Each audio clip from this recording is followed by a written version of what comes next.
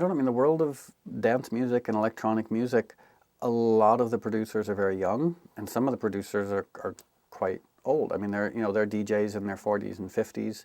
I don't know if we've crossed the threshold where they're DJs in their 60s yet, but it's going to happen. And, I mean, there's so many electronic musicians and DJs and producers who are still producing and DJing and making records, and they've been doing it for 20 years.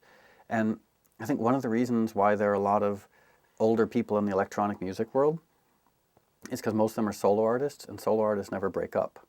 You know, bands break up left and right, but it's kind of difficult for a solo artist to break up with him or herself.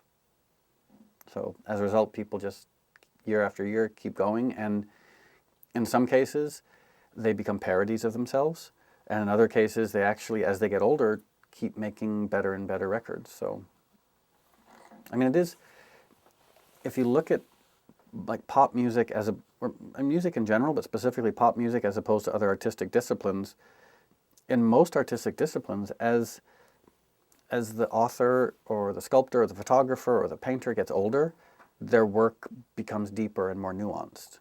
You know, pop music in particular, is the only genre that sort of had a sell-by date.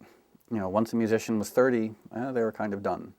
And you look at the few musicians who've been the exception to that rule, like Leonard Cohen or Neil Young, people who actually it makes me think that it's really kind of a tragedy that musicians in the world of popular music lose their viability once they hit 30. You know, and of course I'm self-interested because I'm 42. But I think it's strange that every other artistic discipline, as musicians age, in a weird way they become more viable. You know, like if you look at someone like Chuck Close, is a much more respected, renowned painter now than he was 20 years ago.